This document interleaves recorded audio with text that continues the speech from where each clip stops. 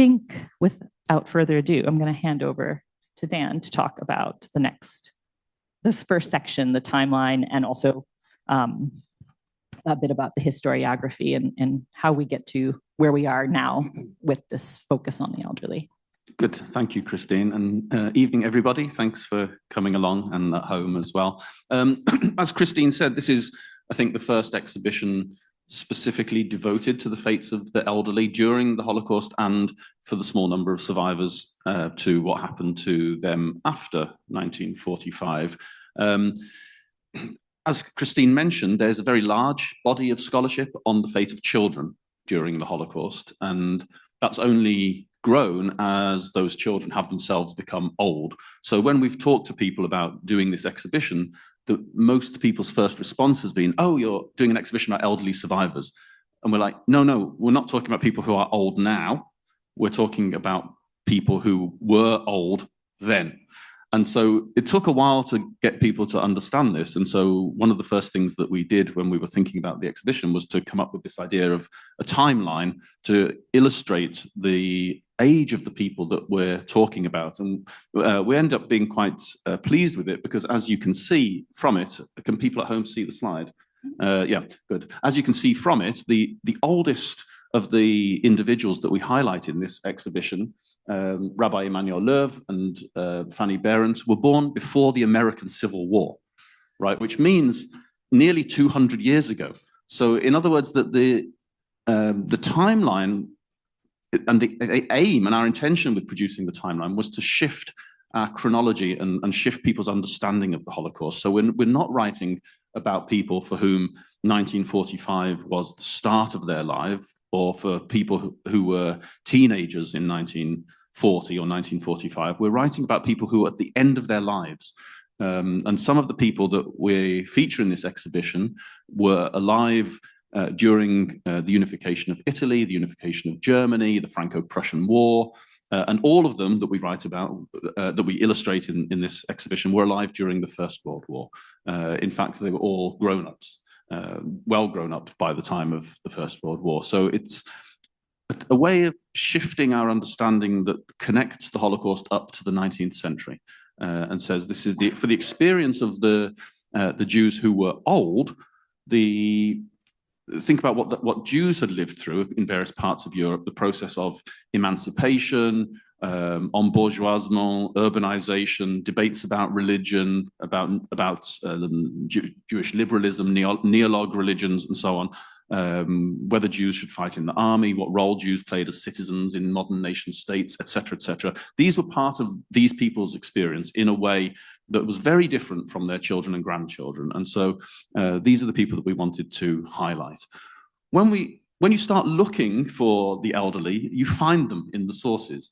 And they're often there with children. So to give one particular famous example, in September 1942, in the Łódź ghetto, Chaim Romkowski, the so-called elder of the ghetto, the chair of the Judenrat, or the Jewish Council, gave a famous speech where he implored the people in the ghetto to hand over their children, because the children were not productive, and only people who were productive and could work would be fed and would keep the ghetto going. And the recording of the speech also records the response of the crowd, so people wailing and crying when he says you have to hand your children over and so on. The speech is generally about children, but at one point he says almost in passing, oh, your children and the elderly. And it's kind of taken for granted that what's happening to the children is also happening to the elderly as well, but it doesn't occasion the same kind of debate or fuss, at least in that particular instance. And there are many other sources where, in the context of children, the elderly also appear. The children and the elderly are mentioned together, but the focus of historiography over the last 30 years or so has been on children. And I think that's for very good reason, that as the survivors have got older, the people who are alive still today are, by necessity, biological necessity, people who were children at the end of the war. And so their experiences and the way they've grappled with their Holocaust experiences has itself become the subject of research what happened to survivors in the 60s and 70s and 80s and so on as they had children and grandchildren. Those have all become established fields of research. But the fate of the elderly has only started to crop up in the last decade or so in research. There's a small number of articles. I published an article in 2018 on the fate of elderly mainly about the care of elderly survivors, which Roxy has picked up in her PhD research. Other scholars, and we have a link, QR code in the catalogue that you can link to a small biography, but scholars like Betsy Anthony at the US Holocaust Memorial Museum, Michaela Ragam-Blesch in Vienna, and a few others have also written about particular groups of elderly survivors. And that's something that we've tried to pick up on by showing the fact that really there were very few elderly survivors, that the outside of contexts where the Jews were not deported, for example, in Budapest or in Bucharest, where family groups survived, where Jews were deported, the elderly on the whole did not survive. And so the only single group of any size amongst Jews who were deported to survive were elderly who were still in the Theresienstadt ghetto in May 1945, when the Red Army arrived there. Otherwise, we come across small, isolated examples of elderly survivors dotted about here and there. What's the next one? And these are just a couple of examples that I want to highlight. The first one comes from this book by Richard Feder, who was in Theresienstadt. He was about already 70 at the end of the war. He was a rabbi and became the first chief rabbi of post-war Czechoslovakia after World War II. And he wrote this book, published in 1946 in Czech, called The Jewish Tragedy. Is an extremely bitter and angry book, powerful read. And one of the things he talks about is he reflects on the fact that he's old, or his children and grandchildren have been murdered, and so on. He says, we old people are completely desolate. We have lost our brothers and sisters, children, grandchildren, everything that was dear to us, etc., etc. We have lost everything. Only death will rid us of our grief. And so we don't have very many voices of elderly survivors reflecting on what it means to be old and to survive. But where we do, it's generally quite tough to take. There's no, it's not like the idea that was promoted for children who survive. There's a great future ahead of you. You just need to recover and everything will be okay. For the elderly, it was rather different, as Roxy will say. The other quotation here comes from Primo Levi. And again, obviously, this is one of the most famous writers about the Holocaust. But what he says here specifically about the elderly, when you look for it, you think, oh, Levy also has something to say, and here's what it is. And he puts his finger on something that, as he always does, something very important that tells us something quite striking about the events he's describing. In my convoy to Auschwitz, there were two dying 90-year-old women. One of them died en route, nursed in vain by her daughters.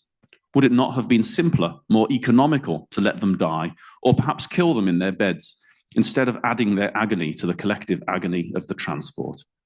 One is truly led to think that in the Third Reich, the best choice was the one that entailed the greatest amount of suffering. The enemy must not only die, but must die in torment. I think, as with several of the writings in that essay collection, The Drowned and the Saved, Levy understands up to a point, but also pulls back from the logic of his own argument. It's not, I think, that the Nazis wanted people to die in torment. It's rather that the attack on the elderly tells us something about Nazi ideology as such. It's an attack on the weak. It's absolutely the case that the weakest in the community have to die, as well as those who are where the elderly is concerned, as opposed to children, those who represent communal wisdom and the coherence of the community. They're exactly those people are the people that have to be targeted by Nazism in order to for Nazism to succeed as an ideology.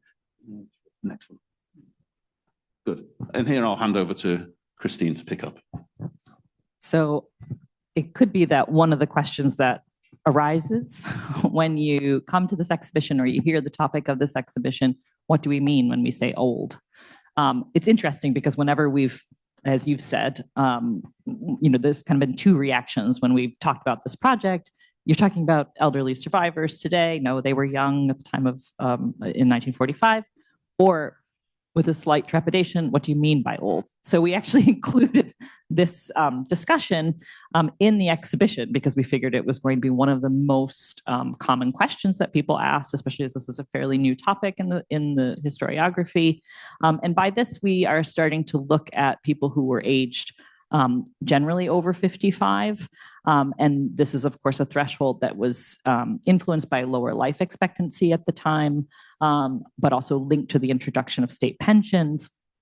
And as Dan noted, that it's also, the Nazis often grouped the elderly along with children, and both were seen as sort of not fit for work. And this is tied to, who is considered useful in society. And in our exhibition launch, we had a talk by Nicola Loftus, who talked a little bit about this kind of the contemporary ramifications of who is considered useful in society and how this kind of echoes and reverberates today.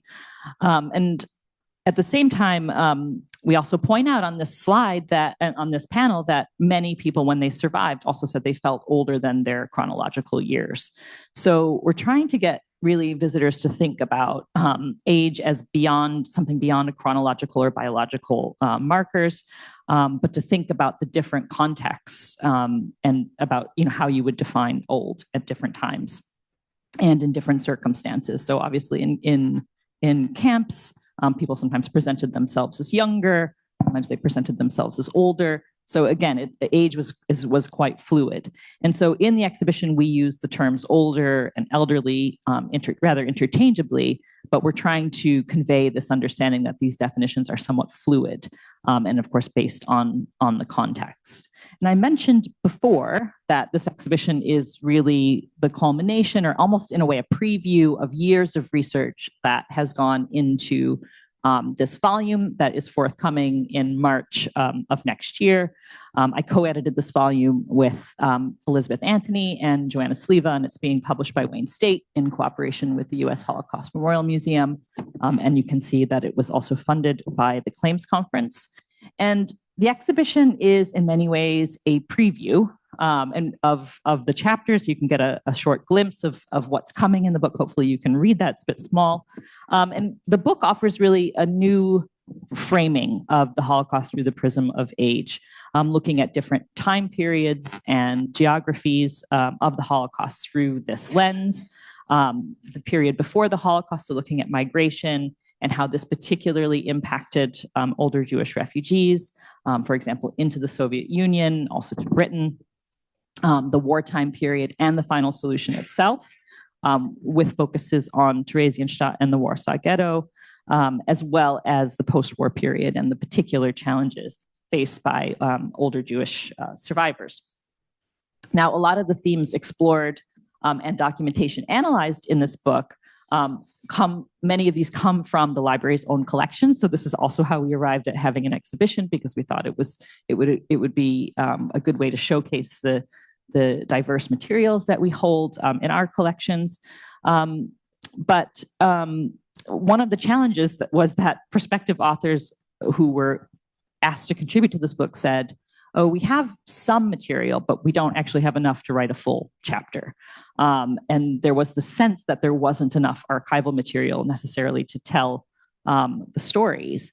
But then as I and my co-curator started to look, and also as the authors of these chapters began to really dig into the material that they had, it was really kind of reframing perspective and looking to see who is on the margins. And actually, we had this, Clara and I had this discussion a lot of times about which stories we had to take in and which we had to leave out, because there was just simply too much material to showcase in this relatively small space. So this is an image that is a good kind of case in point for looking more closely at the documentation that we hold. And I have to thank my colleague Elaine Woodbridge for showing this to me. She was in the middle of digitizing, excuse me, and she discovered this photo in our JCRA collection, which Roxy's going to talk a little bit more about soon. And so we see in this image a photograph that was likely taken for fundraising purposes, and there's a kind of marking around it where you can see where they were planning to crop the image. And you can see who the preparers of this cropping thought might be the most marketable in terms of fundraising, and you can see who's left out of this this image. So we actually included this at the beginning of the exhibition because it's a kind of marker to, you know, a kind of call to look more closely at materials. So like this Rumkowski speech refers to children and then sort of sidebar mentions the elderly. They are there, but it's a different way of looking and looking concertedly. Yeah, so that's one example of this kind of search for the elderly in the collections. Now, in this section of the exhibition, and again, people at home probably won't be able to see these very closely, so we're going to highlight some of the stories. So we're looking at this section of the exhibition here. We tried to bring in individual biographies as much as possible. They were all of the people in the exhibition are introduced here on the timeline to trace the paths of individuals' fates and to look at how age impacted one's chances to flee, and then also experiences of persecution. So I'll hand back to Dan shortly. And many older Jewish persecutees felt that, and this is broad generalization, but they believed or hoped that persecution would pass. This is, if you think about this kind of longer term experience, this sort of fed into, in some cases, this idea that this too shall pass. This will be another phase of change. And their younger relatives sometimes were able to flee before they could, and older parents or grandparents sometimes stayed behind. And in some places, this physical rootedness became a trap. We also talk about how gender impacted age as well, particularly in Germany. More older Jewish women died by suicide than men. And this was another impact of thinking about the framing of age. And here in this section, we highlight, I'm just going to talk about two stories. The story of Antonia Jacobi and her mother Fanny, who were aged 61 and 83, respectively. We have a single copy of a letter from Antonia in our collection. And one of our contributors to the edited volume, Yves Hanrahan, has written a really wonderful chapter on their story. It's quite a journey. They fled from Breslau, which is now Wrocław, to the Soviet Union, and then went on to Manchuria, to China and Korea before reaching Kobe, Japan, where they eventually lived for 7 years. So you can actually, in the exhibition, you can link over to our refugee map, which shows you the journey that these two women took. Now, this route would challenge, I think, even sort of younger, perhaps more spry refugees, but their story, I think, also shows the agency of these two women. Antonia was both a refugee and a caregiver at the same time. And Fanny also contributed her life savings to enabling this journey. So there's also questions of class embedded in this story, and financial and material resources needed to make these, to make flight possible. And so we try to have visitors sort of think about that it's not only, of course, courage in making this choice, but the ability to make that choice in the material circumstances, allowing those choices to take place. And in this section, we also look at, in the story here on the other side, the flight of Nellie Wolfheim, who was an older German Jewish woman who fled Berlin. Her work was banned. She was a Freudian-based child pedagogue specialist. And because her own work was banned and she wasn't able to continue her own practice, she opened up a school for young Jewish women to help prepare them for emigration. And she managed to flee in 1939 herself at the age of 60, to the UK, but she was unable to continue her work and to reestablish herself in her profession. But instead, she continued to write. So even though she wasn't able to work as a specialist, she was still writing considerably. And she also worked for the library in the 1950s, recording eyewitness accounts. And what's really interesting is that she recorded several accounts with people once she moved into the Otto Schiff home, which is here in London, for older Jewish refugees and survivors. So we have a number of the accounts that she recorded with fellow older refugees and survivors. And she really focused on, you mentioned that not many people reflected on the state of aging. I think Nellie is another example of somebody who did write quite a bit about aging, particularly as a German Jewish woman in exile, as a professional woman who was never able to carry on her career. And she focused on financial independence, women's issues, friendship. She was really fascinating. And we have a picture of her before the war here with some of the children she worked with. And then we have a picture of her after the war. And I'm really thankful to Jackie Lichtenstern for showing this to us, because this is a picture of Jackie's mother, who was Nellie's former student in Germany. And they're here on the beach not long before Nellie died, we think somewhere in Kent. And it's one of this, sort of unusual kind of connections to the library's history as well that we have in this story. But we have these testimonies linked up as well in the exhibition, so you can read more about the people she lived in the Schiff home with. Now, the oldest person featured in our exhibition is Rabbi Emmanuel Löw, whose story is featured here in this section as well. He was born in 1854, and he was the chief rabbi of the Szeged Neolog community in Hungary for some 66 years. And again, this goes back to Dan's point about the Holocaust unfolding at the end of people's lives. He was incarcerated in the Szeged ghetto in 1944 at the age of 90. He became very ill there, and he was then selected for deportation to Auschwitz-Birkenau, and then this train was sent to Strasshof instead.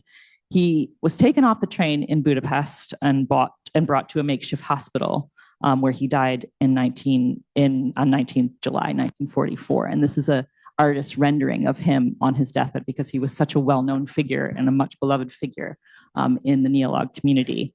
And I do have a passage from his son, which I was hoping to read, but maybe I can read it if we're not out of time, which we couldn't include in the exhibition, but which we included in the catalog. But it sort of gives a sense of this passage of time, this connection to the 19th century. His son wrote in 1945, "He silently endures what is happening to him. He cannot see his surroundings. God blessed him by taking away his sight. It is indeed a divine blessing that he cannot see what they are doing to his flock, what they have done to his house of God, how they have piled up the ornate pews of his temple in the open air, exposed to rain and sun, how they have trampled and destroyed the rare trees and shrubs in his park. In his eventful experience-rich life, he never once traveled in a cattle car. And in his lungs, he carries the deadly bacteria from the Dantean hell of the brick factory's drying kiln, which will kill him in 3 weeks." So I'm going to hand back to Dan, who's going to also talk about some of the intersections between faith and age, and also another example of persecution targeted at the elderly in Theresienstadt ghetto, which was disguised as an old age home. Good, thank you. Yes, just a couple more examples from this section of the exhibition. So Theresienstadt, the Nazi ghetto just north of Prague, is a very important site for this exhibition, because among its functions, Theresienstadt was the place where German and Austrian elderly were deported. They were tricked into handing over their life savings and forced to sign these so-called Heimeinkaufsverträge, these home purchase contracts, which ostensibly guaranteed them lifetime care in Theresienstadt. Of course, when they got there, they discovered that the reality was rather different. And nevertheless, from our point of view now as historians, the significance of the ghetto is that this is where there was a large concentration of elderly people. Many of them were deported. everyone elderly who was deported to the east, i.e. to Auschwitz from Theresienstadt, was killed. No, there were no elderly survivors who were deported from Theresienstadt. But when the Red Army arrived in Theresienstadt in May 1945, there was still quite a large group of elderly survivors still there.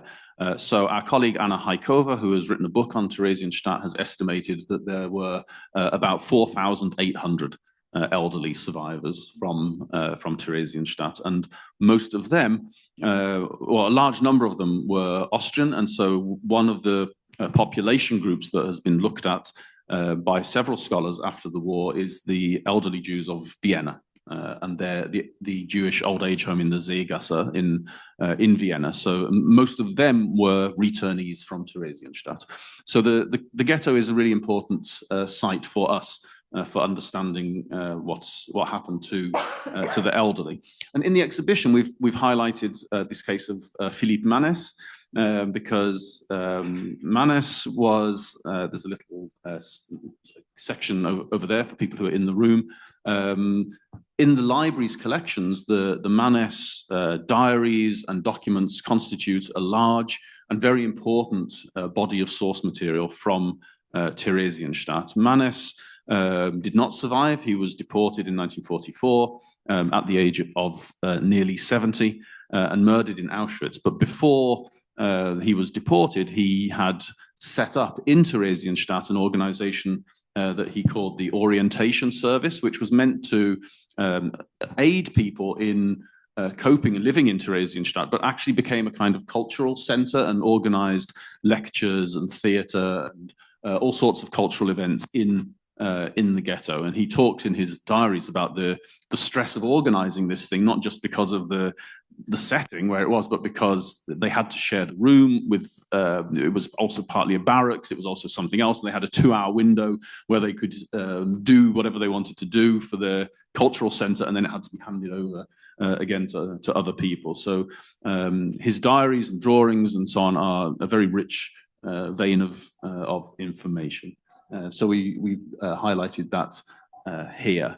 One of the other things that's in the exhibition over here is this image, and it's quite a familiar one in many respects. I think that most people are familiar with these images of Orthodox Jews having their beards forcibly cut off by German soldiers in various locations, usually in occupied Poland. And what we wanted to do was to say, but actually look at this photo. What is going on here?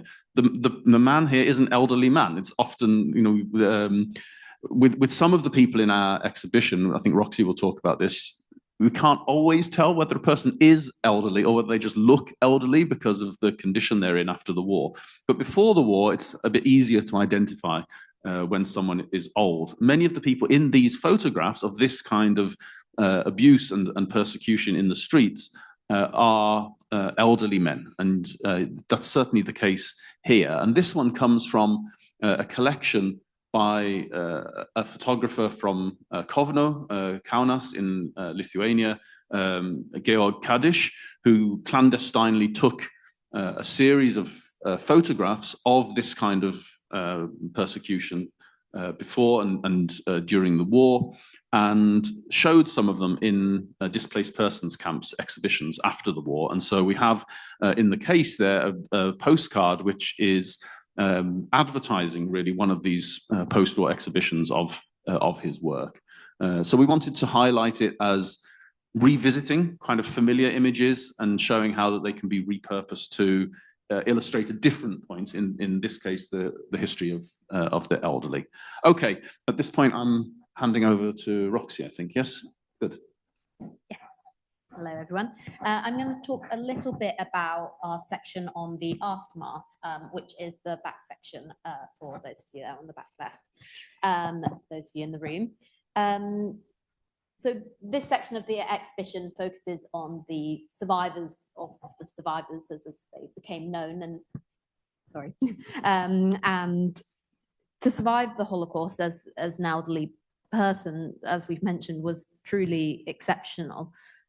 It was not the experience of most older people who were persecuted by the Nazis. And lots of what we know about the daily lives of older survivors in the aftermath of the war, and those, especially those immediate post-war years, is from the archives of the aid organizations who helped and supported them through that period. And in the exhibition, we draw on lots of those archives, looking at both statistics and field reports from organizations such as the American Joint Distribution Committee, also larger international organizations like the International Refugee Organization as well. But the library holds a really important and large collection from another of those organizations, the Jewish Committee for Relief Abroad, which is more commonly known as the Jewish Relief Unit. And that was an Anglo-Jewish aid organization, which was essentially kind of a smaller British equivalent of the JDC. It was formed in 1943. It ended up operating in 9 countries, first in North Africa and then across Europe, and it eventually closed in 1950. And it worked for DPs generally, but then as kind of 1945 passed, specifically Jews, but a range of ages. And when you look at the JCRA's archive, as kind of Dan and Christine have mentioned, it's not difficult to find evidence of older survivors within their archive. You don't have to look far into it.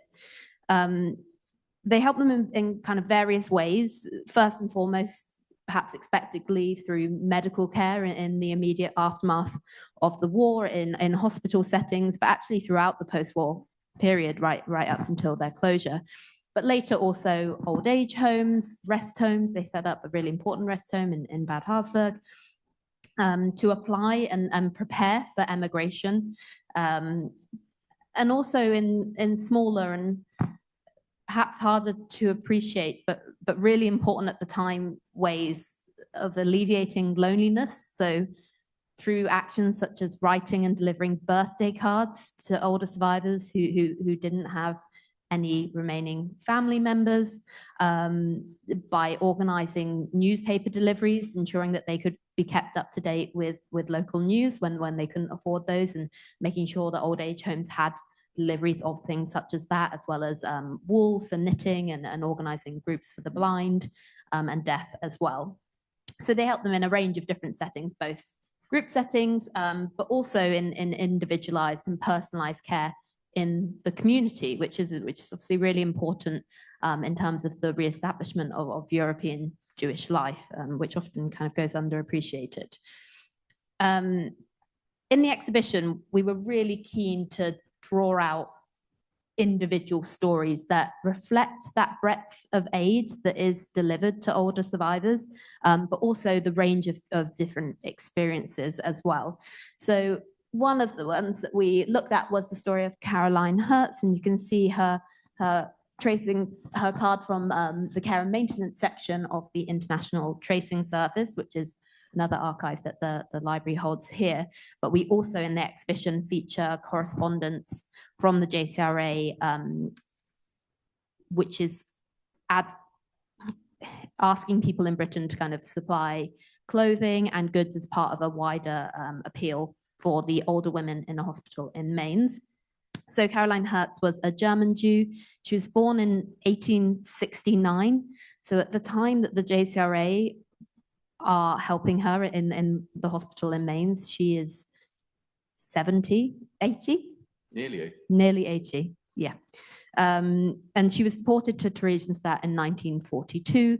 She obviously survived, and she was in fact able to emigrate to New York later that year in 1945 with the help of the Hebrew Immigrant Aid Society. But none of her family survived. And I think what her story is really interesting in that it highlights the breadth of experiences that the variety of experiences that she went through, the longevity of the persecution and how it affected her. You know, she's still in hospital in Mainz in 1949. That's 4 years after she returns to Germany. She then makes a journey as an 8-year-old to New York to set up a new life there as well. And the JCRA are not only applying for help to alleviate her condition in the hospital in Mainz, but also helping her to start that new life abroad as well.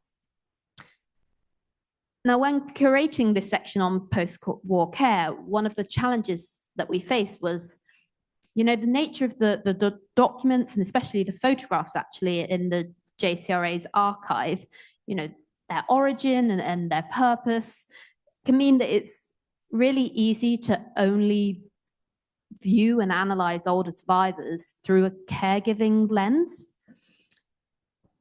So looking at some of the examples that we use of fundraising pamphlets, you can see here that older Jews are often portrayed as incredibly vulnerable. And if you can go to the next slide as well, Christine. So this is an extract from one of the JCRA's photograph albums. And the caption there really does emphasize how they were portrayed, and especially how they were portrayed to the Anglo-Jewish public as well. And in many cases, this was a true representation of their position and their health. But if you reflect on the purpose for which that photograph was produced, it's often to emphasize that position in order to secure further help. And while this documentation then certainly testifies to the needs of the vulnerable and the ways in which they were met, the archive can also be used to uncover the agency, the creativity, the engagement, and the resilience of older Jews in other ways who survived, the aspects that come together to really create one's life on a daily basis, not simply, lying in bed. So to give you some examples of what I mean, I mentioned with Caroline Hertz the kind of emigration and restitution documents which speak to older Jews' desires, but also the fact that some older Jews were able to emigrate, many weren't, or feared kind of setting up a new life in a different country where they didn't speak the language could be incredibly overwhelming. But we also feature a photograph in the section there which shows older Jews taking English classes, learning English in order to prepare for emigration so that they could settle elsewhere. There's also lots of different restitution documents which document them attempting to regain property that they had lost, had been stolen is probably a more accurate term from them, as well as celebration photographs. So the final one that we look at is the story of Siegmund and Henrietta Falk, who are in the center back of this image here. And this is actually an image of their silver wedding anniversary in the old age home that they were living in Berlin. These are the friends that they have made in the aftermath of the war, and some of whom they knew beforehand.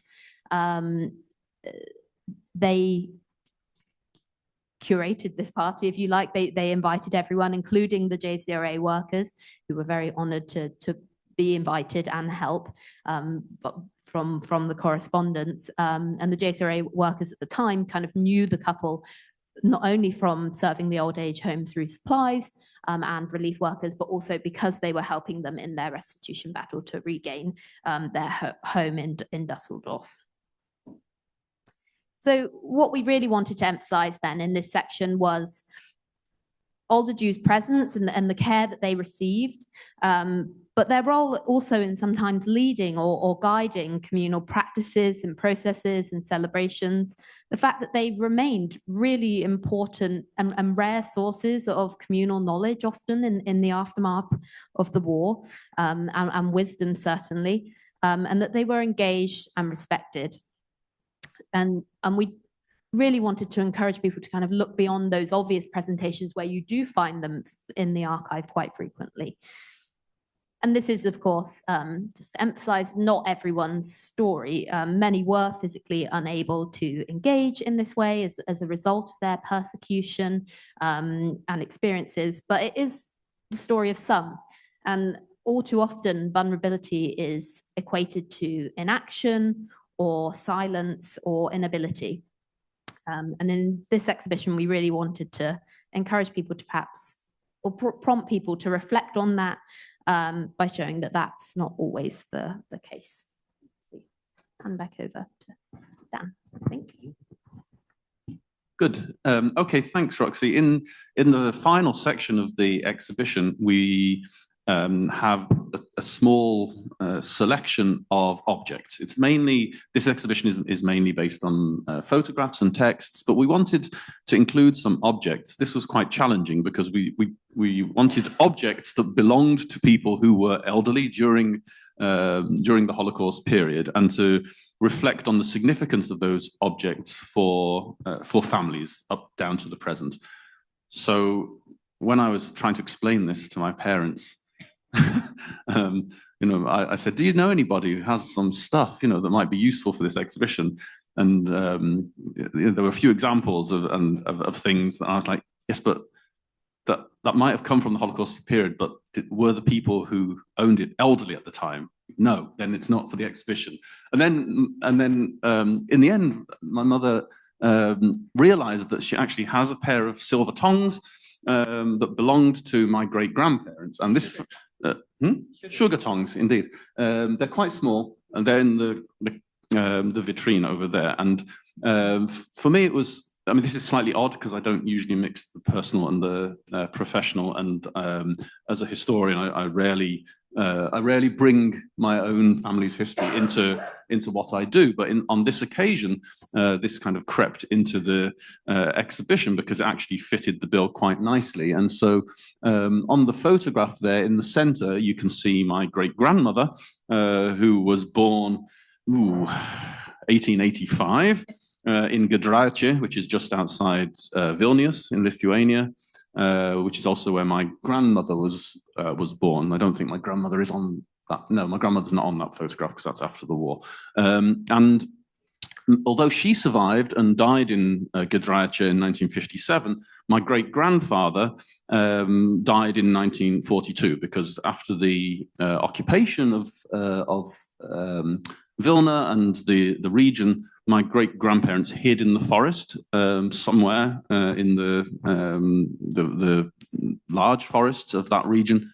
And my great-grandfather got ill and died, but my great-grandmother survived. And here you can see her surrounded by various family members. And so one of her sons, Munya or Simon, passed the tongs on to my mother some years later, which is how they came to be in her possession. And the point here is that those tongs were with my great-grandparents while they were in hiding. And I don't know why. It doesn't seem like the obvious thing you might take with you, but it was suggested, when I was talking about the exhibition with some other colleagues, and somebody suggested they might have taken it in case they needed something valuable to sell. And that I hadn't really thought about that, and that might well be the case. I don't think they're particularly valuable, but they are silver, and might have just been something small and easy to hide in case you wanted to trade for something. But in any case, they survive, and so that's one of the little objects that we have in the case at the back there. And moving on now to a less small object that we have in the back. At first glance, this might be maybe a somewhat ordinary, if from a different time, ordinary domestic object, but it has quite a storied journey. It's a restored samovar, and it was passed to Deborah Jaffe, who you see here in this image, from her grandfather, who fled Nazi Germany in 1939 from Castrop-Rauxel. And its story stretches across 4,000 kilometers of family flight, originally from Tula, which is south of Moscow. And it was engraved with a factory mark dating to around 1825. And Deborah has commissioned a lot of research on this object. It's quite valuable. It's quite of personal value to her family. It traveled through Lithuania and Germany and then into exile when her grandparents fled Castrop-Rauxel in 1939. And she really speaks very movingly. I'm not doing this object justice in a video clip from the German History Society, which we also thank for allowing us to show this. So we show this video in the back. And if you have a moment, you can have a listen to Deborah speaking about this object. And there's a number of other objects that are from her personal collection as well, and from this generation. We also have Sophie Fröhlich's wedding band, which was loaned to us by her great-granddaughter, Harry Yonkers, who, as she said, wears it every day to remind her of one of the great women in her family. Harry's also an archivist. She happens to be with us this week as an Erie Fellow. She works for Holocaust Center North. So there's something quite moving, I think, of thinking of an archivist who works with Holocaust-related collections wearing this wedding band every day. Sophie wore it during her imprisonment this is her picture here on the left, in Theresienstadt. So another story from Theresienstadt, where she was from 1942 to 1945. And then she moved with her son Egon, who had escaped Prague in 1939 to England in 1948. And there's a nice quote from Harry back there where she says, "The ring is one of only a handful of possessions our family has from our life in Central Europe before the Holocaust, which makes it feel extra special. I like that it looks like an everyday gold wedding ring, and you wouldn't know its history unless you were told." So as Dan kind of mentioned, that we include these objects because they hold what remains of a generation in many ways, not just what they lost, because I think loss is a huge theme in this exhibition, but also what they chose to carry forward and bring with them. And in some ways, they can act as a kind of bridge across time, connecting multiple generations to lives and voices we can no longer hear, yet we can still feel through the things that that were important to them or meant the most to them. So I just want to close by saying a couple more words about the exhibition itself. We worked with a wonderful designer named Mash Judasama, who I think did a really sensitive design. We really were also, like, some of the themes that when we talked to Mash at the beginning, we're thinking about dignity. And I think there is a kind of quiet dignity to his design work. Of course, he also quite, I think, literally said, when we said we wanted to look at this, this history as much as possible through the eyes of older Jewish victims, he really decided that should be part of the design. And I think it actually works really, really well because there is something about this kind of immediacy of looking at these images through the eyes, and then you can actually see the whole image somewhere in the exhibition. And then, of course, we tried to recover voices as much as possible. We used letters. You can find many letters in this exhibition, the diaries of Manas, for example, images. And we also have one audio recording of a survivor, which was recorded in 1945 by David Boder. And I think she was 75, and that's in that corner as well. So we really wanted to kind of challenge this idea that the elderly were anonymous figures in history, and to try to draw in as many of these individual stories as possible from their perspective at the time. And then finally, we also have a postcard you can take home. They're over here in the back. It also has a link to where you can fill out a short survey to tell us about your experiences of the exhibition. Or if you don't feel like doing that, you can also leave it on the wall for others to read. And then we have, if you can't wait for the academic book to come out in March, you can take the preview version of our catalog, which is for sale in the back.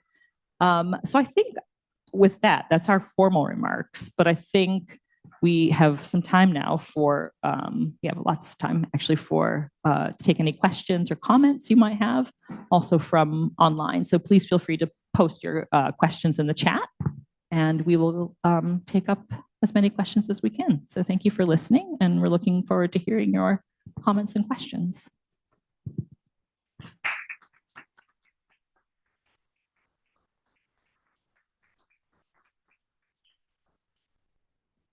Stunned silence.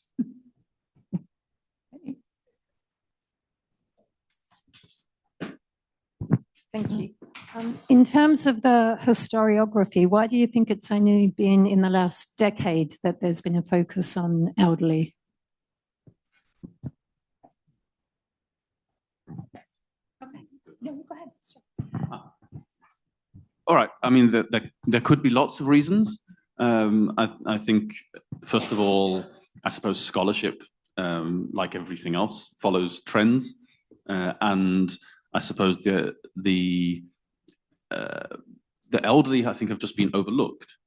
And as I said before, as the child survivors have got older, their experiences have come more and more to the fore, and which means that the elderly have been even more overlooked.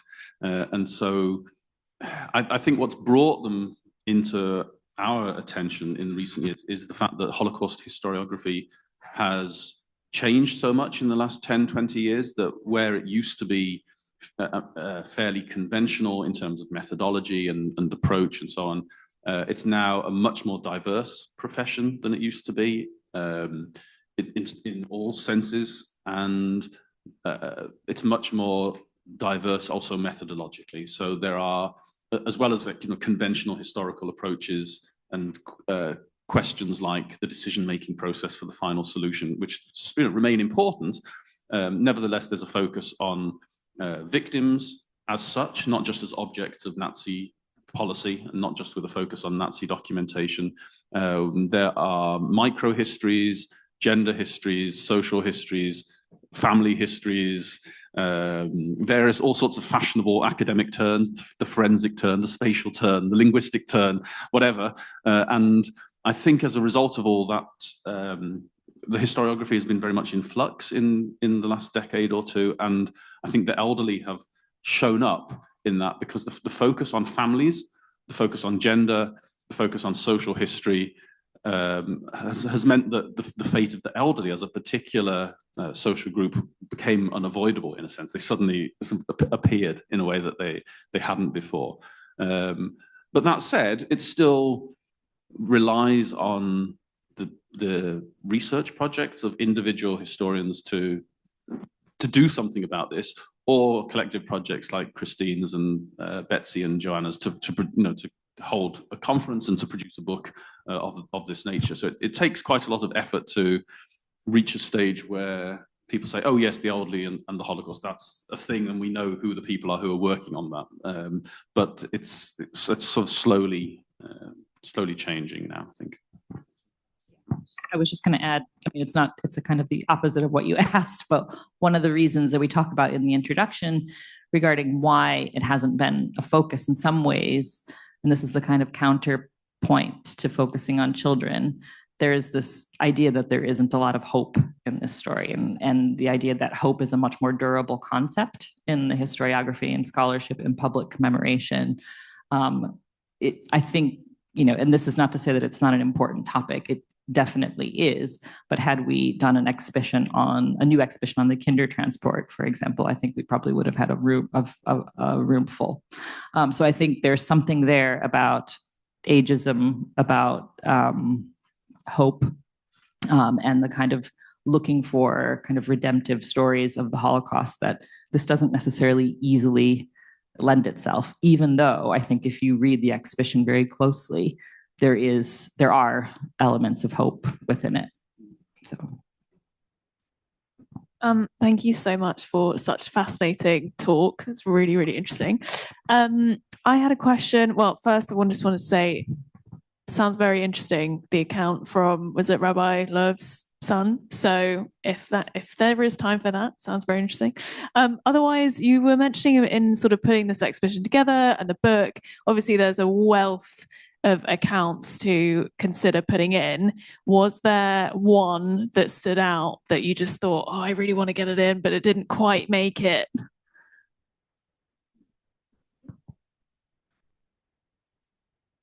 There are too many. There are too many. Yeah, I think that there were so many in terms of, there's lots of the photographs that we use for the eyes around the room. So I'm just going to double check the name because I do not want to get it wrong. Yes, it is right. So Joseph Silberback is one of them, and his eyes are under who is defined as old there, and he's really fascinating because he's not much, we don't know much about him, that we have a portrait of him, but he is used consistently over years of marketing, the JCRA's cause and what they want and how they portray old people. But all we know is that he was an older survivor. He was 65, and I think that they say he's from Dusseldorf in one of the photo albums. But in other photograph albums, despite the fact they know his name, or in contemporary funding publications, they don't list who he is. They just call him Lonely Old Man, which says a lot about how they were using images of the elderly and for what purpose. So we were able to use his photograph, but it would have been fascinating to be able to include more. But like Christine says, there's loads of those. And just actually, my chapter for the book, it ends up being on the photographs, but I think we feature 8, and Dan uses some of the photographs as well, so managed to squeeze in a few more that way. But we could have used 50. You know, there are so many different versions and portrayals of the elderly, especially in photographs where they are featured as part of like group celebrations as well, so that it's not necessarily that they're the focus. And that was what I was kind of talking about, where it's kind of reading them against the grain and kind of uncovering the less obvious portrayals of them, which to me are the more interesting, because that's showing them engaging in their general day-to-day life, and not kind of, you know, the specific portraits that portray them in that way. But yeah, and to answer your question, there were lots and lots. Often, I think in the JCRA archives, certainly, and maybe Christine and Dan can say more about this, actually, we don't know lots about their individual stories. So we might be able to glean a name, even in cases, rarely that. And that was, you know, we really wanted to try and include stories where we could really pinpoint a name and hopefully, you know, document the rest of their life. But there were many, many more stories that we would have loved to include because they're fascinating for various reasons, but we just didn't have that name or that additional information on them.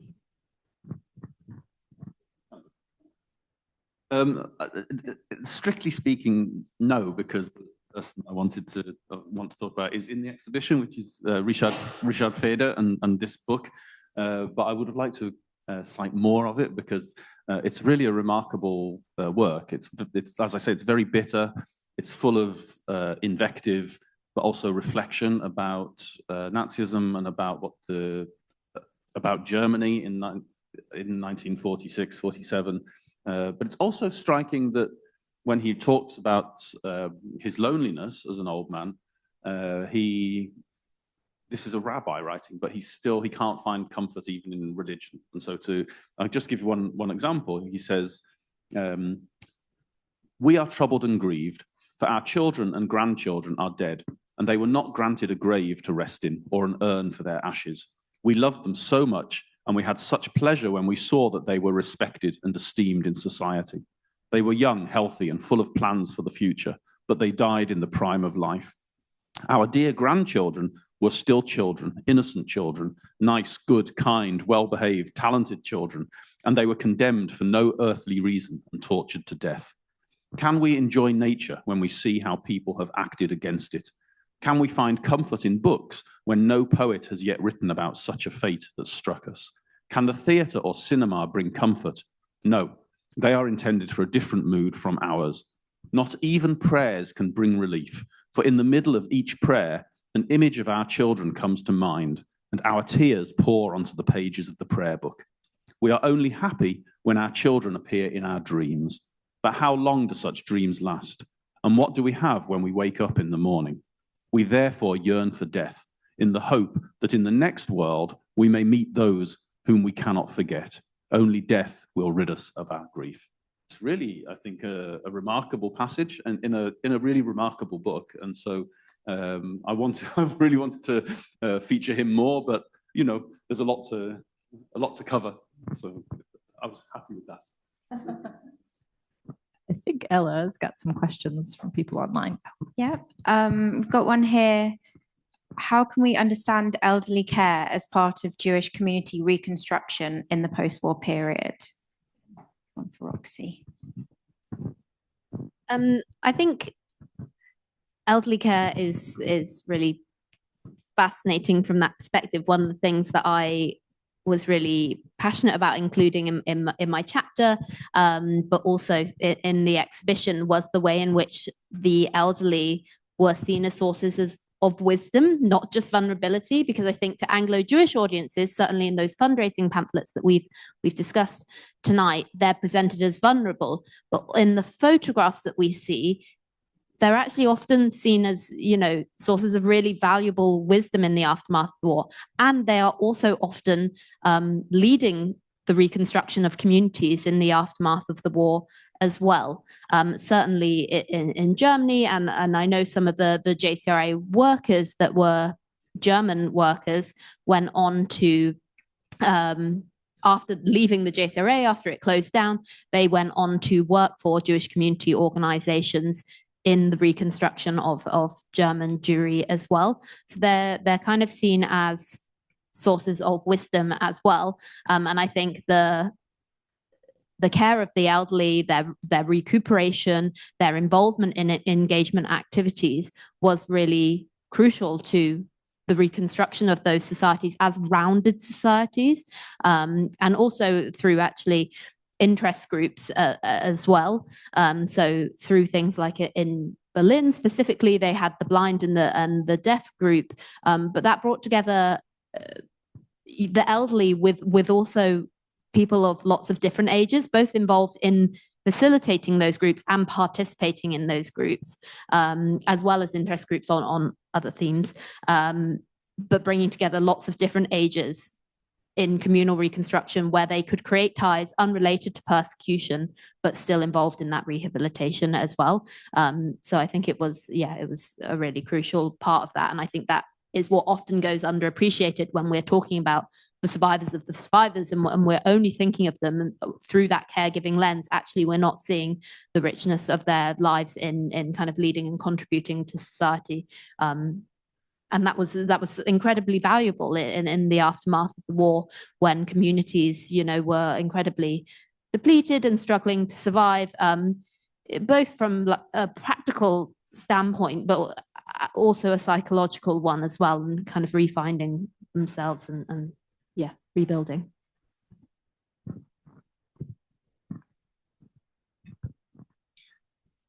Hello, good evening. Thank you so much for your presentations and for creating this amazing exhibition. I really wanted to talk a little bit about some points that you raised. That was essentially an attack on the weak, in quotations, people, but strong minds, essentially, who were at the stage in their lives where they were of an age, they have had so many experiences in their lives. They had been through the First World War, for example. And for them, it was a time for reflection, to pass to the next generations their experiences, and to maybe also pave the way for the next generations, to be strong for what comes in life. And essentially this part of their lives was taken in a very unfair way from them. And I was thinking, if trying to enter their psychology, if some of them managed to write down some of these experiences and what they were thinking of their life, of what their lives would be at that stage and what happened in the end. Thank you. I mean, I think that Feder again illustrates that very clearly. That sense that, you know, although he was still working, actually, I was just looking at the back of the book. He became chief rabbi of Bohemia and Moravia at the age of 85. So, you know, he was working until very late in his life. Nevertheless, the book is precisely about that, and the passage I just read is precisely about his inability to give way to the next generation, which is what he wants to do. He wants to celebrate his children and his grandchildren and can't, right? And that's exactly as you describe. But it's hard. We don't have that many, you know, we've tried to find some sources, but we don't have that many that speak directly to that. And then I would also say that, I was just going to say the chapter that I've written, I mean, there's only a small fragment of Nellie Wolfheim's story here, and I haven't included a lot about what she wrote about aging. She did not have children. She was likely queer. She's a very interesting, fascinating figure. So living outside of this heteronormative, passing on to the generations. However, she obviously maintained contact with the color photograph that I included, her children. So her network of young women she taught, but also talked about the fact that she couldn't regain her professional life after, yet she found different ways of working. And you can see the way that focus influenced the way she took interviews and what kinds of questions she asked other elderly survivors, which were mainly about the loss of professional life, what happened to their marriages, what happened to a little bit about their health and a lot about their mental health, because of course she was a Freudian-based scholar. So you can see that infused not only what she personally wrote about in terms of her reflections, but also the kind of work that she was able to carry out. So it's not so much maybe necessarily as obvious, I guess, in the way that Feder wrote. But you can, if you look at the kind of totality of what Wolfheim did once she came to the UK, you do get a picture of, I think what she would have hoped. She has really interesting correspondence with Anna Freud, and they never really got on. So it was a kind of a one-way correspondence. And you can see that she was really hoping to regain that career that she had already started before she fled. But that's for the chapter will be out soon, so you can read more about her. I'll talk a lot about Nellie. So yes, and then I think we've got one more online. Hi, thank you for me too. I'm just going back to the title of the book in the exhibition, Eldercide, which implies the killing of the elderly as opposed to those who've survived it, and also linking up to the Primo Levi quote about it wasn't enough for the Nazis to kill elderly people, but for them to die in torment. Obviously, as often with Nazi policy, you can't look for rationality, but it is a highly irrational program to kill the elderly who are, after all, not going to have any children. And if you let them die, that's those Jews done with. They're not going to have any more progeny. So I'm curious as to whether there's anything in the paper trail, in the perpetrator documentation that talks about deliberately targeting the elderly, or whether they were just swept up in the general, morass of people who were being deported, killed in all sorts of ways. Thank you. That's a really interesting question, and actually quite a difficult question, because I think, obviously, for this exhibition, we've focused on the victims' experiences rather than perpetrator documents. And off the top of my head, I can't think of a document that would do what you're suggesting, i.e. to pinpoint specifically the elderly, except that where we have for example, the tricking of the elderly to give over their life savings to buy these home purchase contracts in Theresienstadt and so on, where the elderly there are the specific targets of Nazi policy, and very deliberately. Otherwise, as Christine mentioned, by the time if we're talking about the German Jews, right, by the time you get to the period where emigration is banned and before the deportations begin from Germany, the demography of the population is already skewed. So most young people have left. There's a large number of elderly, particularly elderly women, left. And so you could argue that the targeting of the German Jews in that context is also a kind of specific targeting of the elderly. But I can't think of passages in, let's say, Nazi philosophy or Nazi ideology that refer specifically to the elderly, unlike references to the children. There are lots of children in Himmler's speeches and so on about we have to kill this germ cell before it matures and seeks to take revenge on us, etc., etc. The elderly don't feature in the same way. That said, in the 12 years of Nazi rule, produced a lot of documentation that we're still discovering, not just in terms of the Nazi leadership, but the way in which Nazi ideology permeated scholarship and school textbooks and cinema and every facet of life. And I suspect you would be able to. I mean, there were, for example, journals about the care for the elderly that existed during the Nazi period. And I suspect you could read into some of those articles ideas about those who were not part of the Volksgemeinschaft, and could infer what would happen to them. Some of the literature on the care for the elderly in the Third Reich is very interesting because it's precise. It uses the same language that we've just been talking about the honoring the wisdom of the elderly, of the community, and so on. The reality was quite different, actually, but they don't spell out what will happen to the elderly of those who do not count as members of the community, other than in the general sense, but not specifically. I think probably you could find exceptions, but I haven't seen them yet. But they might well exist.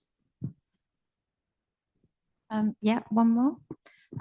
Christine mentioned that when looking for sources, in the end there was an overabundance as the result of like your perspective shift when considering the sources. So could you maybe describe in more depth the kind of sources that the exhibition and then the edited book really draw from? Perhaps, you know, some unexpected places that you found interesting stories. I'm just going to go back to that slide that has the table of contents so you can see that again, because I realized I didn't have that up very long. And also, I think thinking about that shift, I suspect, I mean, we didn't, also in the book, we did not include a focus on perpetrator documents or, kind of policy documents. And I think, maybe the chapter, for example, on restitution in post-war Hungary is really fascinating from the ways that the structures of compensation and requests for compensation really did not favor elderly people. I think that's a really surprising chapter. I think that will be very interesting. And we did sort of give a nod to some of those kinds of claims in the exhibition, but not specifically in Hungary, because our collection doesn't hold those. Unfortunately, we are sometimes limited by what we have in our archives. There's also some really fascinating chapters that look at the kind of the geographic expanse of migration. And so we have the chapter that I mentioned before by Neve on the Jacobi family, but also the chapter on older Jewish refugees in China by Xin Tong, which I think is quite interesting. Again, this is not in the exhibition because Xin's documents are not held in our archive. So that can also be a potentially surprising and new area. And Mike Guerin's chapter really does look at Philip Mannes, and I think we talk about that collection a lot because it is one of the library's, I think, most interesting and fairly complete collection of diaries. I think there's 17, maybe 19, maybe Peter can correct me, booklets in that collection.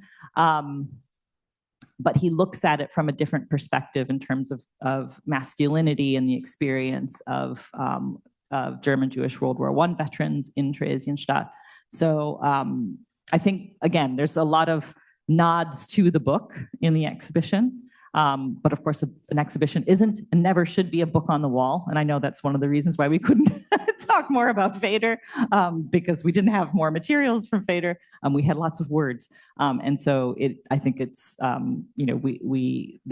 in conjunction, the book and the exhibition, I think, work really well together. So hopefully people will engage with both. And I know that's kind of a short answer to a question that could go on. Did you want to say anything else about other documents that were surprising or no?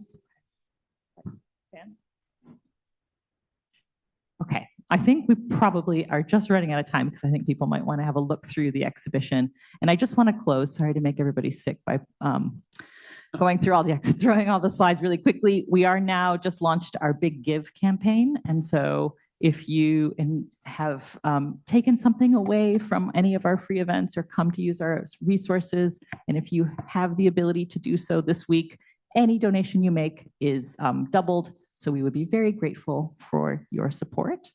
So just wanted to say thank you again for all the questions and engagement online and for everyone who came in the room.